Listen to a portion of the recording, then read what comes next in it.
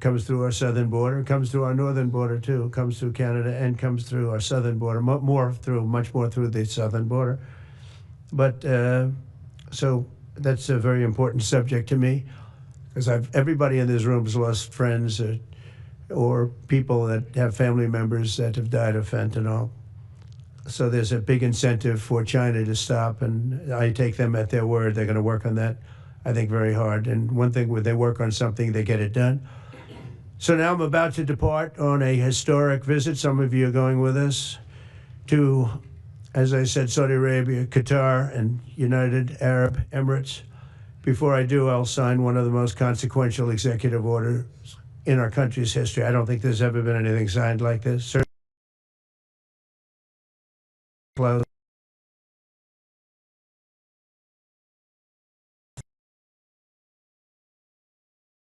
Is doing a really good job, I have to tell you that.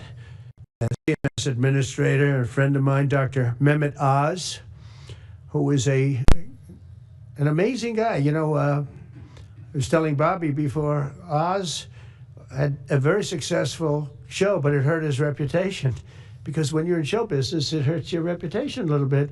It's good for you, but in terms of professionalism and being a doctor, it sort of hurts your reputation. This guy went to the best schools, was the best, I mean, top of the line. Then he did a television show, became a success, made a lot of money, all that stuff, but it sort of hurt him. And you know who I compare that to? I hate to say this, but a special woman, Jeanine Pirro. She was the toughest, smartest DA, maybe in our countries, in our cities and states history, New York. She was really tough, really sharp. Then she did a show, and people didn't think of her quite the same way. She became more of an entertainment person, like Oz. Oz is not an entertainer. He's not really an entertainer, if you know the real story. And she isn't either. She is unbelievable. She was one of the strongest district attorneys in the history of New York, highly respected, very tough, went after the drug dealers at a level that you don't see today anymore. And hopefully she's given up she's leaving the #1 show on cable television, one of the #1 shows on television, period, The Five, but they've got great people left behind, but she was a big part of it. And so I equated to that. Jeanine Pirro is unbelievable. FDA Commissioner Dr. Marty McCary, with a reputation that's second to none, and the job he's doing already has been fantastic. Thank you, Marty. And Director of National Institute of Health, Jay Bhattacharya, who has been, as you know, from Stanford, so highly regarded, and have all been working with us very hard on this. And the question they would ask, being a little bit new to the government aspect of it, is why doesn't somebody fight the drug price situation, meaning equalization? There's a term, it's called equalization. Nobody wants to mention that term. And I'm not knocking the drug companies. I'm really more knocking the countries than the drug companies, because they're forced to do things. But the drug lobby is the strongest lobby in this country, they say, the drug lobby. It's between that and lawyers, and they have a lot of power. But starting today, the United States will no longer subsidize the health care of foreign countries, which is what we were doing. We're subsidizing others' health care. Countries where they paid a small fraction of what, for the same drug, that what we pay many, many times more for. And we'll no longer tolerate profiteering and price gouging from Big Pharma. But again, it was really the countries that forced Big Pharma to do things that, frankly, I'm not sure they really felt comfortable doing. But they've gotten away with it, these countries. European Union has been brutal. And the drug companies actually told me stories. It was just brutal how they forced them. And European Union suing all our companies, Apple, Google, Meta. They're suing all of our companies. They end up, they have judges that are European Union-centric, and they get rewarded $15 billion, $17 billion, $20 billion, and they use that to run their operation. Not going to happen any longer, that I can tell you. So what's been happening is we've been subsidizing other countries throughout the world, not just in Europe, throughout the world. European Union was the most difficult from what I understand. I mean, I'll tell you a story. A friend of mine who's a businessman, very, very, very top guy. Most of you would have heard of him. A highly neurotic, brilliant businessman, seriously overweight, and he takes the fat shot drug. And he called me up and he said, President, he calls me, he used to call me Donald, now he calls me President, so that's nice respect. But he's a rough guy, smart guy, very successful, very rich. I wouldn't even know how we would know this, but because he's got comments. President, could I ask you a question? What? I'm in London, and I just paid for this damn fat drug I take. I said, it's not working. He said, I just paid $88. And in New York, I pay $1,300. What the hell is going on? He said, so I checked. And it's the same box, made in the same plant, by the same company. It's the identical pill that I buy in New York. And here I'm paying $88 in London. In New York, I'm paying $1,300. Now, this is a great businessman, but he's not familiar with this crazy situation that we have. But he was stunned. But it was just one of those stories. And I brought it up with the drug companies, represented by somebody who's very, very smart, good person too. And we argued about it for about a half hour. And then finally he just said, because they can't justify it, he just said, look, you got me. You got me. I can no longer they've been justifying this crap for years. They said, oh, it's research and development. Well, I said, well, research and development, other countries should pay research and development too. It's for their benefit. It was just one of those things. And the other countries would set a price, and they'd meet the price, and they'd say, if you don't meet the price, you can't sell it in our country. I said, well, then you walk away, and they'll call you back, and they'll sell it in the country. But now they'll have to do that. So for the first time in many years, we'll slash the cost of prescription drugs, and we will bring fairness to America. Drug prices will come down by much more, really, if you think 59. If you think of a drug that is sometimes 10 times more expensive, it's much more than the 59%. It depends on the way you want to analyze it. But in one way, you could analyze it that way. But between 59 and 80, and I guess even 90%. So when I worked so hard in the first term, and if I got prices down, I remember I was the only one to ever get prices down for a full year. But I'd get them down like 2%, and I thought it was like a big deal. Well, we're getting them down 60, 70, 80, 90%. But actually more than that, if you think about it in the way mathematically. And Pharma has to say, we're sorry, but we'll not be able to do this any longer to these countries that have been so tough. They've been very tough, nasty. It's trade. It's trade. And pharma is also very powerful. And the Democrats have protected pharma. This is the Democrats have protected pharma. These are the Democrats. And by the way, I just called the Speaker of the House, and I just called the leader, our leader in the Senate, John Thune, Mike Johnson. Spoke to both of them. I said, when you score, you're going to have to score two things. You're going to have to, number one, score that hundreds of billions of dollars of tariff money is coming in.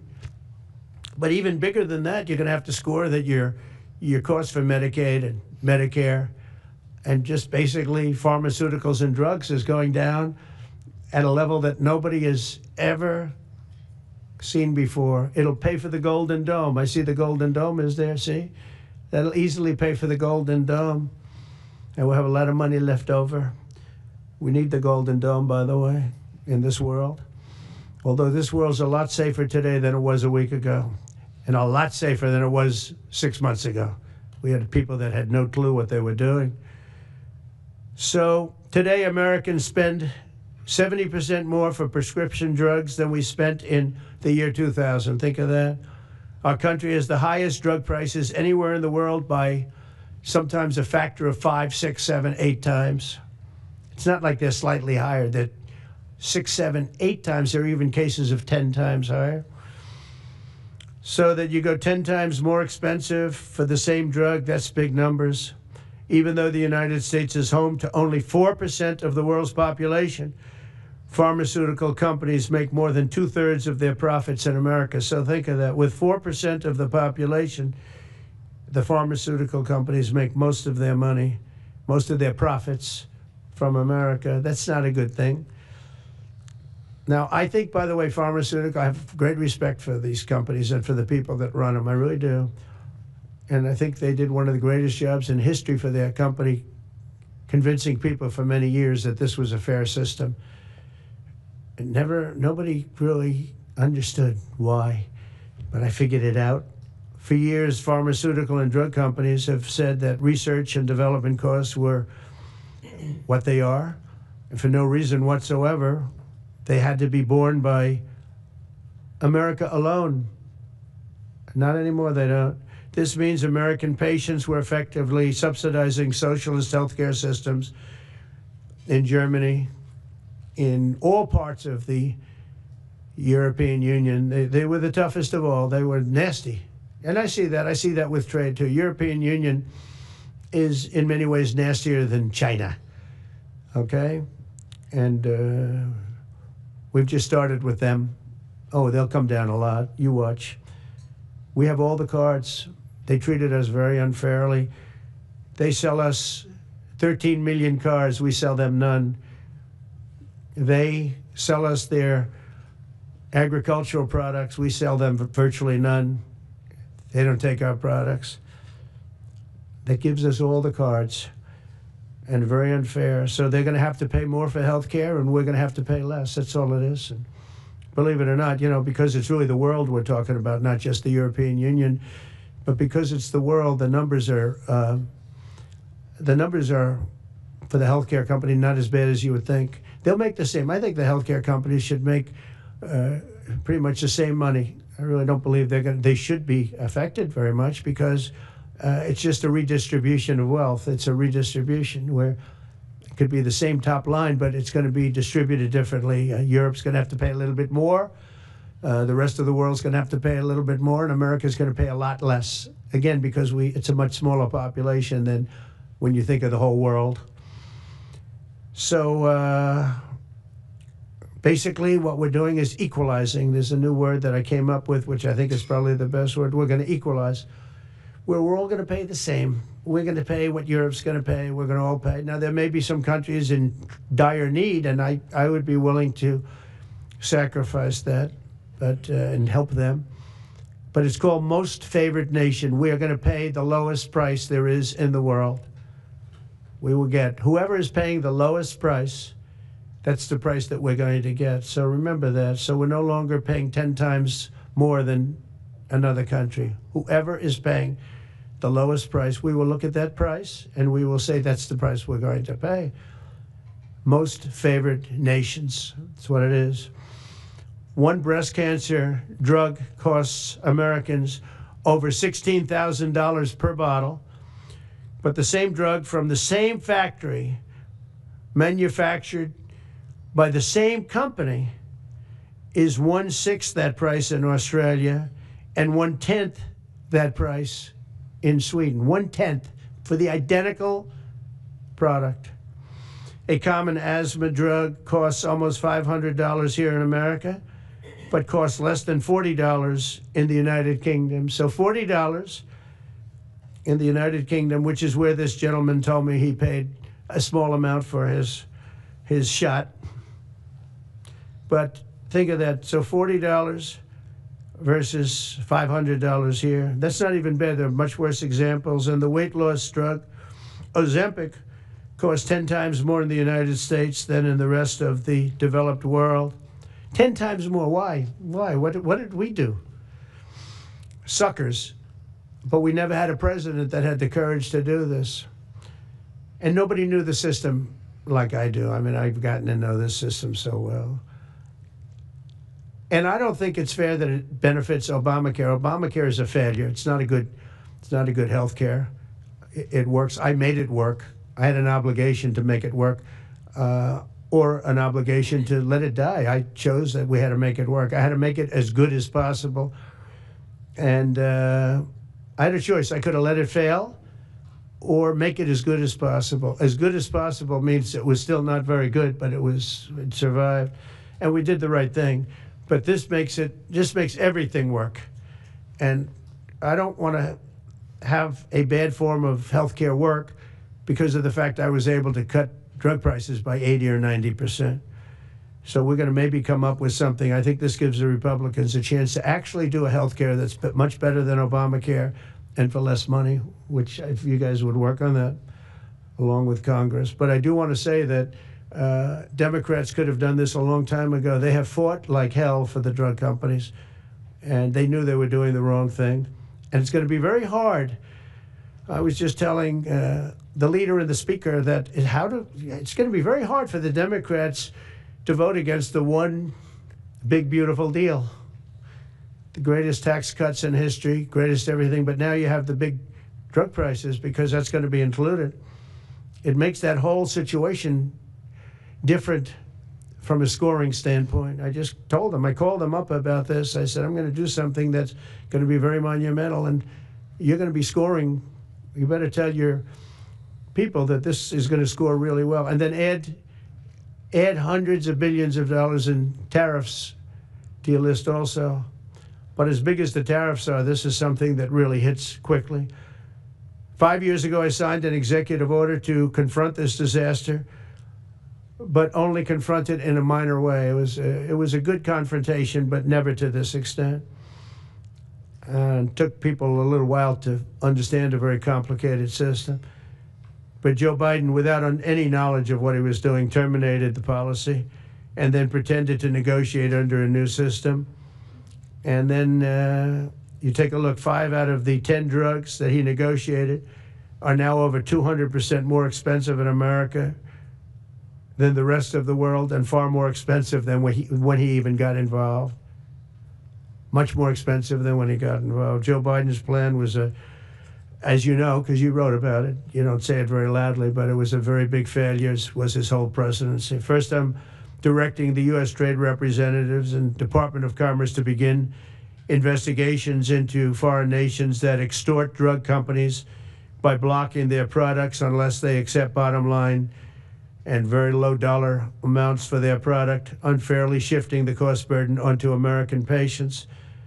And we'll be taking a look at that very strongly. The biggest thing we're going to do is we're going to tell those countries, like those represented by the European Union, that, that game is up, sorry.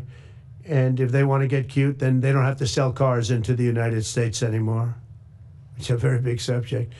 And they won't get cute, because I'll defend the drug companies from that standpoint. They were given a price by the European Unions and other countries. This is what you do. This is what we're going to pay. We're not going to pay any more. Let America pay the difference, because there was a big shortfall. Let America pay it. And that's what we did, but we're not doing it anymore. Next, my administration will secure what we're calling most favored nations drug pricing. The principle is simple. Whatever the lowest price paid for a drug in other developed countries, that is the price that Americans will pay. And we're using the term other developed countries because there are some countries that need some additional help, and that's fine. I think that's very good. Some prescription drug and pharmaceutical prices will be reduced almost immediately by 50 to 80 to 90%. Big Pharma will either abide by this principle voluntarily or will use the power of the federal government to ensure that we are paying the same price as other countries. To accelerate these price restrictions and reductions, my administration will also cut out the middlemen. We're going to totally cut out the famous middlemen. Nobody knows who they are, middlemen. I've been hearing the term for 25 years, middlemen. I don't know who they are, but they're rich. That I can tell you. We're going to cut out the middlemen and facilitate the direct sale of drugs at the most favored nation price directly to the American citizen. So we're cutting out, Bobby, the middlemen. It's so important, right? You got to do that. They're worse than the drug companies. They don't even make a product, and they make a fortune. It's very smart business people, that I can tell you. If companies make no significant progress toward most favored nation pricing, which we will insist that they do, so I think I'm wasting time talking about it. We're going to insist upon it. And we'll insist, and we're going to help the drug companies with the other nations, because those other nations do a lot of trading with us. They need our trade, just like China needed us very badly. They need us just as badly. We will do whatever we have to with trade, just like we did some great things with trade with India and Pakistan. It really helped the situation, very heated situation. Could have lost millions of people, more than millions. I mean, many millions of people. And they want to do business with America, but we never used our powers that way. We never knew how. We never had people that knew how to do that. We'll also open up America's market to safe and legal imports of affordable drugs from other countries, putting dramatic downward pressure on prices. And if necessary, we'll investigate the drug companies, and we'll, in particular, investigate the countries that are doing this, and we will add it onto the price that we charge them for doing business in America. In other words, we'll add it on to tariffs if they don't do what is right, which is everybody should equalize. Everybody should pay the same price. And special interests may not like this very much, but the American people will. I am doing this for the American people. I'm doing this against the most powerful lobby in the world, probably the drug lobby, drug and pharmaceutical lobby. But it's one of the most important orders, I think, that's ever been signed, certainly with regard to health care or health in the history of our country, and it's an honor to be a part of it. And I'd like to ask Robert F. Kennedy to say a few words, please. Thank you.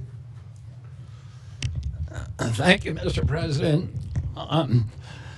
This is an extraordinary day. This is an issue that, I grew up in the Democratic Party, and every major Democratic leader for 20 years has been making this promise to the American people. This was the fulcrum of Bernie Sanders' runs for presidency, that he was going to eliminate this discrepancy between Europe and the United States.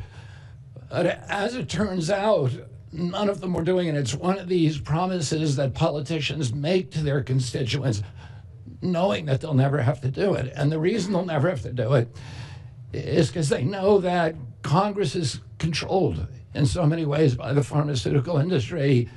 There's at least one pharmaceutical lobbyist for every congressman, every senator in Capitol Hill, and every member of the Supreme Court. By some estimates, 3. Pharmaceutical companies, the industry itself, spends 3 times what the next largest lobbyist spends on lobbying. So this was an issue that people talked about, but nobody wanted to do anything because it was radioactive. They knew you couldn't get it by Congress. We now have a president who is a man of his word, who has the courage. President Trump was taking money from the pharmaceutical industry too. I think they gave you $100 million. Yeah. But he can't be bought, unlike most of the politicians in this country. And he is standing here for the American people. I don't know what, there's writers like Lord Elizabeth Warren or Robert Reich who are saying that President Trump is on this side of the oligarchs. There has never been a president more willing to stand up to the oligarchs than President Donald Trump.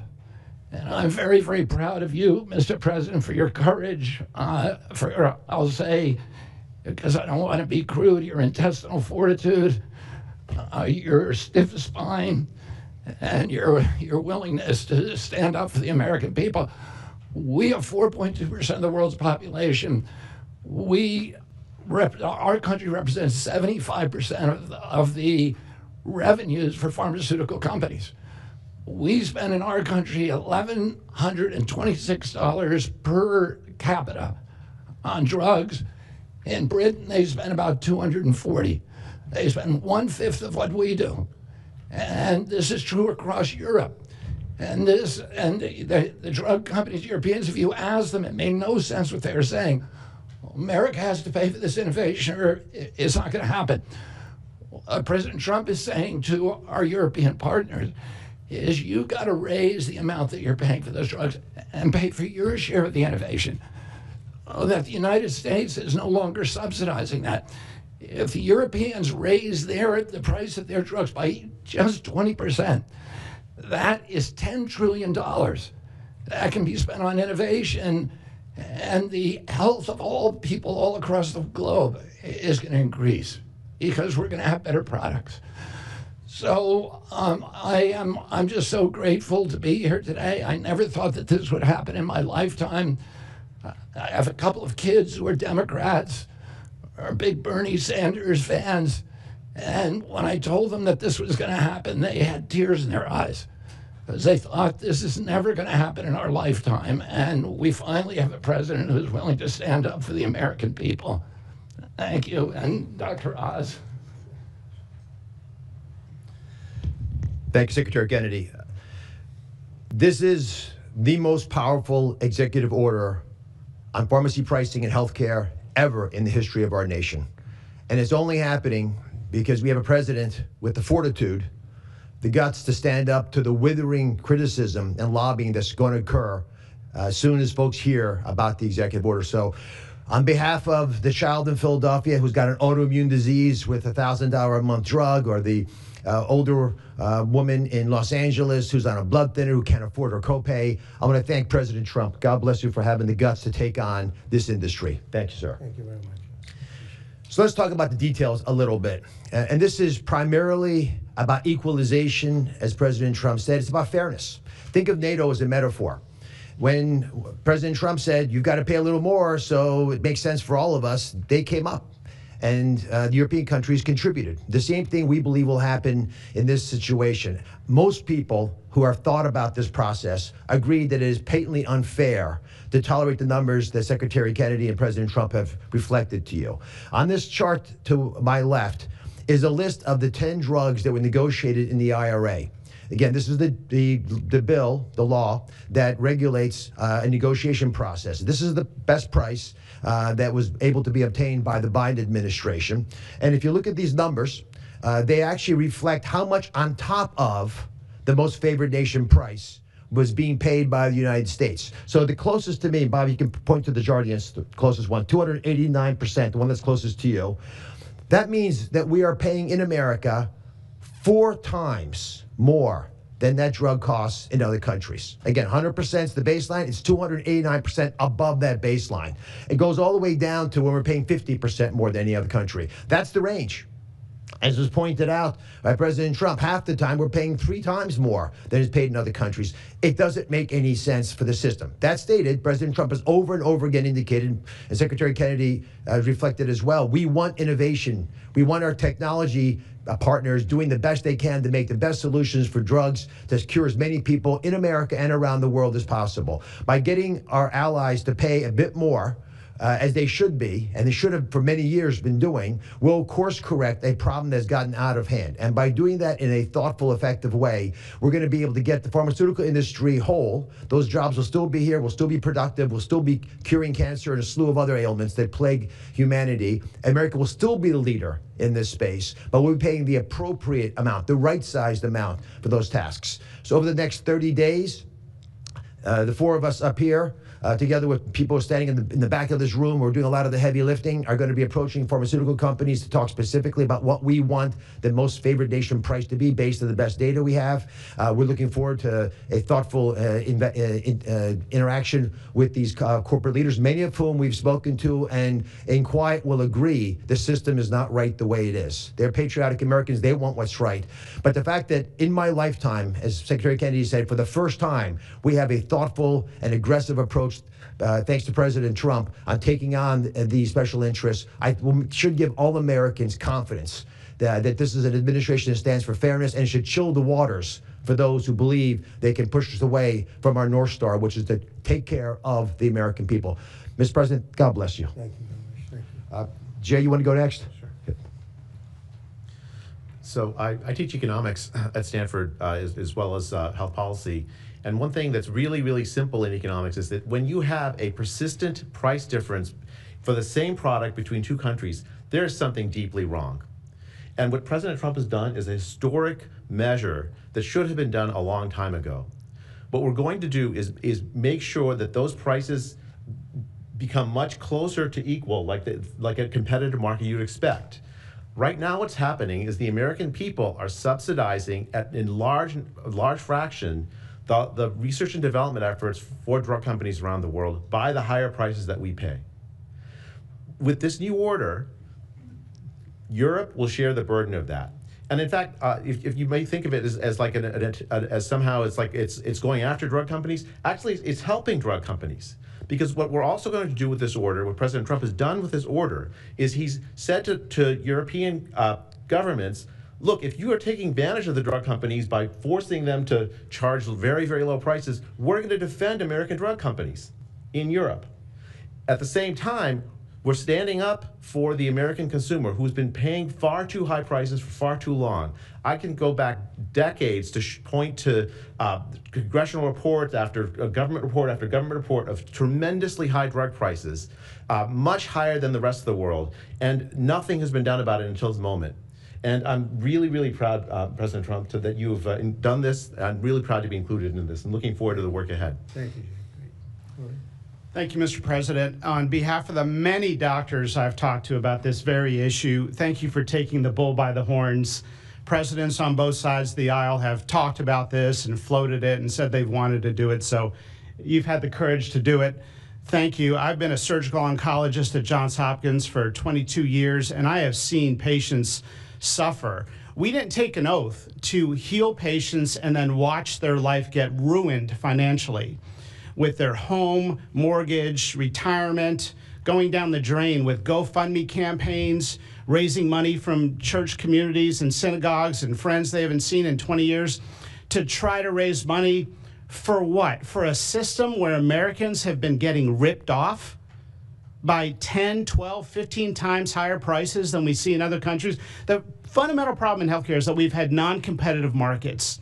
We can do little things around the edges, or we can transform those markets to competitive markets, and that's what this executive order does today. Imagine buying a Ford for $175,000, a regular car, and then hearing that people in London are buying it for $10,000 every day, all day long. That is the craziness of this system. We're going to do everything we can at the FDA to support this executive order. It's transformative. Thank you, Mr. President. Thank you. Thank you very much. So thank you very much, everybody. It's I think it's a very important day. In many ways, you have, we'll start with the Houthis. We go to Pakistan and India. We go to what we did with China, the trade deal, and with UK. And by the way, many other deals are coming in very much. At a certain point, we'll just set the price because we know where we are, but we'll just set the price. But world trade is going to be terrific, and our country is going to be making a lot of money. Taxes are going to go down. Taxes are going to go down very, very substantially. But you look at all of the things that we've done, and now today I'm heading over. We'll see what we're going to do with respect to Iran. I think you have very good things happening there, too, by the way. I think can't have a nuclear weapon, but I think that they are talking intelligently. We're in the midst of talking to them, and they're right now acting very intelligent. We want Iran to be wealthy and wonderful and happy and great, but they can't have a nuclear weapon. It's very simple. And so I think they understand that I mean business, and I think they're being very reasonable thus far. And don't underestimate Thursday in Turkey. President Erdogan is going to be a great host. And we are doing some work with him having to do with Syria, too, by the way. We're going to have to make a decision on the sanctions, which we may very well relieve. We may take them off of Syria because we want to give them a fresh start. But President Erdogan's asked me about that. Many people have asked me about that because the way we have them sanctioned, it doesn't really give them much of a start. So we want to see if we can help them out. So we'll make that determination. But I think you're going to have maybe a good meeting. You have the potential for a good meeting, that a meeting wasn't going to take place. I insisted that that meeting take place. And it is taking place. And I think you may have a good result out of the Thursday meeting in Turkey between Russia and Ukraine. And I believe the two leaders were going to be there. I was thinking about flying over. I don't know where I'm going to be on Thursday. I've got so many meetings. But I was thinking about actually flying over there. There's a possibility of it, I guess, if I think things can happen. But we got to get it done. We got to save 5,000 lives a week. 5,000 lives is really more than that. It's worse than that. And when you see and you don't want to see it, but when you see the satellite photographs of the battlefield with arms and legs and heads all over the place, separated by 30 yards from bodies, doesn't make sense. So we're working very hard to see if we can end that bloodbath. Okay, there shouldn't be too many questions. It's been covered pretty well. Mr. President, thank you for taking questions. Two quick ones for you. Starting on trade. If a longer-term deal is not reached with China at the end of these 90 days, can the American people expect those tariffs to go back up to 145%? No, but they would go up substantially higher. Okay, and then You know, at 145, you're really decoupling because nobody's going to buy. But they can go, they got very high because of additional tariffs I applied during the course because of fentanyl and other things. But no, but they'd go substantially higher. Yeah. And then on Qatar, Mr. President, I think you will have a deal, however. Okay, you're confident that there will be a deal. On Qatar, has Qatar asked for anything in exchange for that $400 million luxury jumbo jet? And how can the American people be so sure that they will not in the future? Well, I think what happens with the plane is that, we're very disappointed that it's taking Boeing so long to build a new Air Force One. We have an Air Force One that's 40 years old. And if you take a look at that compared to the new plane of the equivalent, stature at the time, it's not even the same ballgame. You look at some of the Arab countries and the planes they have parked alongside of the United States of America plane, it's like from a different planet. And it's close to 40 years old, might be more than 40 years old now. And we, when I first came in, I signed an order to get it built. I took it over from the Obama administration. They had originally agreed. I got the price down much lower. And then when the election didn't exactly work out the way that it should have, a lot of work was not done on the plane because a lot of people didn't know. They made change orders that were so stupid, so ridiculous. And it ended up being a total mess, a real mess. And when I came back, I said, by the way, what's going on with the Boeings that are coming in? Well, sir, they're way behind. And they're way behind. They were way behind. Another mess that I inherited from Biden. And it's going to be a while before we get them. And I think Qatar, who we've helped them a lot over the years in terms of security and safety. I think they, and very, very nicely, and I have a lot of respect for the leadership and for the leader, Qatar. And I think they knew about it because they buy Boeings. They buy a lot of Boeings. And they knew about it. And they said, we would like to do something. And if we can get a 747 as a contribution to our Defense Department, to use during a couple of years while they're building the other ones. I think that was a very nice gesture. Now, I could be a stupid person and say, oh, no, we don't want a free plane. We give free things out. We'll take one, too. And it helps us out because, again, we're talking about we have 40-year-old aircraft. The money we spend, the maintenance we spend on those planes to keep them tippy-top is astronomical. You wouldn't even believe it. So I think it's a great gesture from Qatar. I appreciate it very much. I would never be one to turn down that kind of an offer. I mean, I could be a stupid person and say, no, we don't want a free, very expensive airplane. But I thought it was a great gesture. And I think it was a gesture because of the fact that we have helped and continue to, we will continue to, all of those countries, Saudi Arabia, UAE, Qatar, and others, we keep them safe. If it wasn't for us, they probably wouldn't exist right now. And I think this was just a gesture of good faith. And I don't get it. Someday it'll be like Ronald Reagan. They decommission them. They get to a certain age, they decommission them. It'll go to my library. They're talking about going to my library in years out. But I thought it was a great gesture. And it's something that was done by Ronald Reagan. They actually decommissioned the plane and he put it in his library. And it actually has made the library, I think, a Boeing 707. It's actually made the library more successful. So it was good. Do you plan to use the plane after you leave office? No, I don't. No, it would go directly to the library after I leave office. I wouldn't be using it. No. Mr. President, on the hostage, you said that the release of the American hostage, Adam Alexander, is a step in good faith. to end this war. Do you expect any progress, perhaps announcement on ceasefire during your trip to the Middle East? We hope that we're going to have other hostages released too, as you know. So when I met with the hostages 3 weeks ago that were there for quite a while, you remember the 10 people that came in, mostly young people, 1 or 2 were a little bit older. They were explaining the trials and tribulations. I mean, they went through hell. And I said, how many are there? They said, 59. I said, that's a lot. I didn't realize, because we got a lot out. You know, we got a lot of hostages out, I think you will acknowledge. They said 59, but then they said, they followed that up by saying 59, of which 24 are living, the rest are dead. But the people whose son, mostly son, I think 1 daughter in this case, but mostly sons are there, or husbands are there. Those people want the dead bodies as much as they want the live body. I have a mother that calls me, but came up to me when I first met her, and she said, sir, please get my son out. He's dead, but they have his body.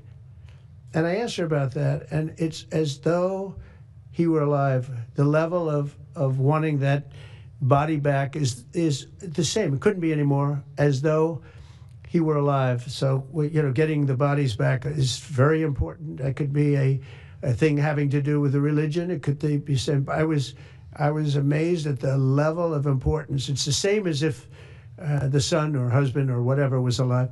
So they said 59. In fact, they came in with a number 59 written out on like a sign on their chest. They came to thank me for getting them out.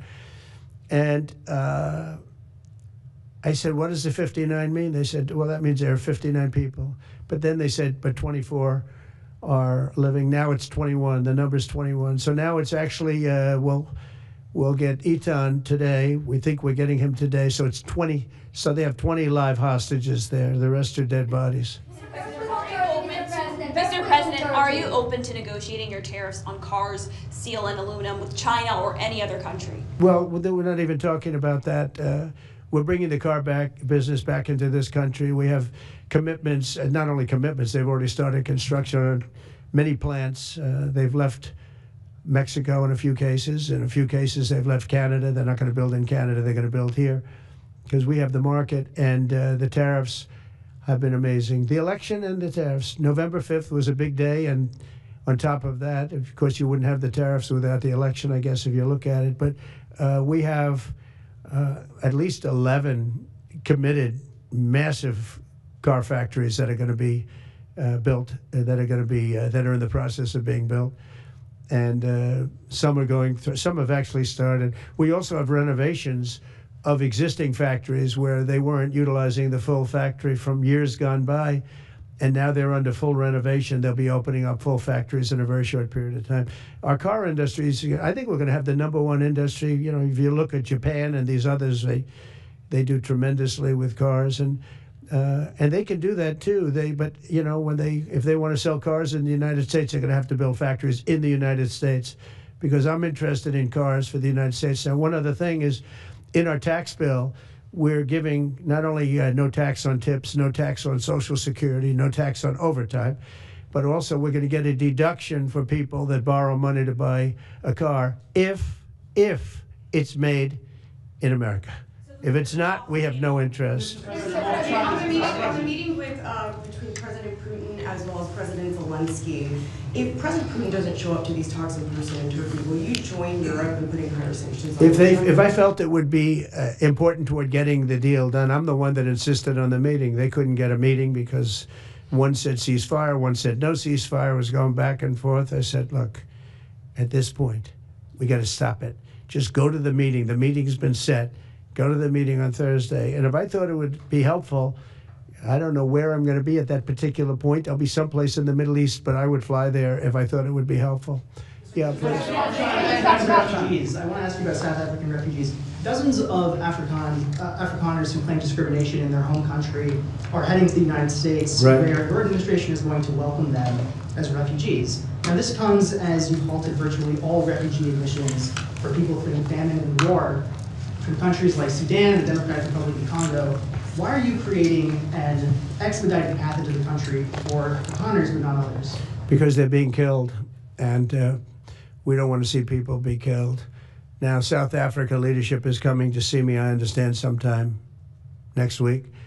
And, we're supposed to have I guess a G20 meeting there or something, but we're having a G20 meeting. I don't know how we can go unless that situation's taken care of, but it's a genocide that's taking place that you people don't want to write about, but it's a terrible thing that's taking place, and farmers are being killed. They happen to be white, but whether they're white or black makes no difference to me, but white farmers are being brutally killed, and their land is being confiscated in South Africa. And the newspapers and the media, television media, doesn't even talk about it. If it were the other way around, they'd talk about it. That would be the only story they'd talk about. And I don't care who they are. I don't care about their race, their color. I don't care about their height, their weight. I don't care about anything. I just know that what's happening is terrible. I have people that live in South Africa. They say it's a terrible situation taking place. So we've essentially extended citizenship to those people and to escape from that violence and come here. Yeah. Please. Mr. President, thank you. Are you letting China off the hook for these 90 days, and do you really believe that they will follow through with non-tariff barriers and remove those? Non-monetary tariffs, yeah. Yeah, I think they're going to follow through. I think they want it very badly. I think they want the deal very badly. Again, this doesn't include the steel tariffs that I put on a long time ago that Biden tried to get off, but he couldn't get them off because it was too much money. I took in hundreds of billions of dollars from China, what a lot of people don't know, but we put on the tariffs originally. And if I didn't do that, we wouldn't have a steel industry today. Now we have a thriving steel industry. It'll be thriving much more with what we're doing because this is the next level. But it doesn't include that, doesn't include cars, doesn't include pharmaceuticals when we do that. And the reason we're doing that will be to get them to come back into the country. There are, again, I always say it because a lot of people forget, but if a company like Eli Lilly, which is making a massive investment in the United States right now, they're building many, many plants. They've already started like 7 of them, many plants, but they are not going to be tariffed. There's no tariff cost. So they're all doing that. They're all coming back to the United States. I mean, I'll tell you what, I hope I get the benefit of watching this because, as president, because, it takes a little while to do this stuff. And we're doing it early in the administration. If you think of it, we have, I believe, if you look at the real total, it's over $10 trillion committed for plants and factories. Other administrations haven't had $1 trillion over a 4-year period, even over an 8-year period. We have over $10 trillion committed in one form or the other over 2 months. Give me a break. I'm here 3, but let's give me a break on the first month. We want to get acclimated. But if you think about it, it's really 2 months. And so in 2 months, we have an investment already of over $10 trillion. And other presidents haven't had that done over a year, over 4 years in some cases. It's unprecedented. There's never been anything like it. It's a very exciting time in America. Thank you very much, everybody. Thank you. Mr.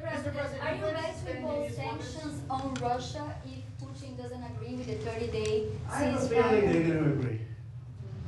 I do. I have a feeling. And we think other countries, let's see what happens. no European countries will be involved, Mr. President, in the negotiations. The budget bill negotiations are taking place. Who in your administration is in charge of that while you're gone? Everybody, Bobby, from the standpoint of medical, this group behind me, I mean, I think it's the best group ever assembled. In terms of medical, I think you're going to see a tremendous cut. I don't think, I mean, I know you're going to see it in Medicaid and Medicare. That cut will be massive because drugs are 50–60% of the cost. So Medicaid costs are going down and Medicare costs are going down because of what we're doing today. And there's no, it's not like, oh, gee, well, maybe it won't happen. It's going to happen because the other countries have no choice. Now, the drug companies are going to have to say, listen, if you don't pay more, we're not going to give you the drug, and they're willing to do that. So that's it. They have to, we have to equalize. Mr. President, what is price controls? Say it? How do you respond to the fact that this... It's not price control, no. What was price control is before. If you want to talk about price control is what they were doing. They were making us pay. They set a price, and they said, here's what we're going to pay. And anything else, charge America. because at that time they had a very stupid president, and it really went crazy during the last 4 years. And remember this, the Democrats are the ones that allowed this to happen. They were the ones that were the protector of this pricing system. And I think it's going to be very hard. You'll have to ask Democrats, are they going to vote against the one great, big, beautiful deal that's being negotiated now, tax cuts, etc. We're now on top of the tax cuts and regulation cuts, all the things. Now you're going to say that the price of your medicine is going down by 60, 70, 80%.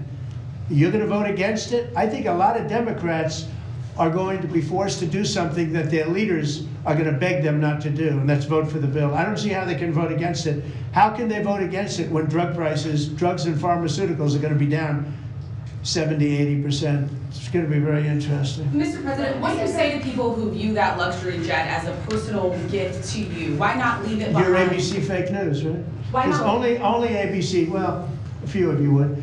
Let me tell you, you should be embarrassed asking that question. They're giving us a free jet.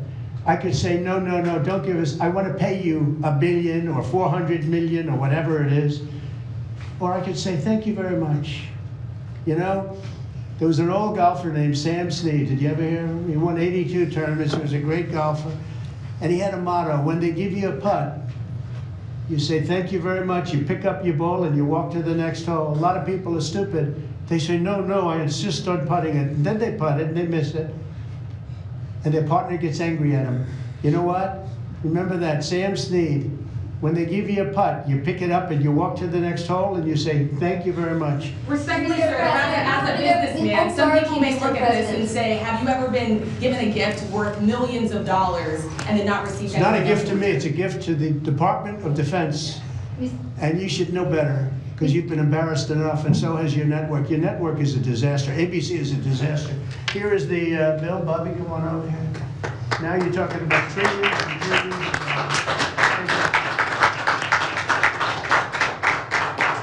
Thank you very much, everybody. Mr. President, a quick question about Turkey. Thank you very much.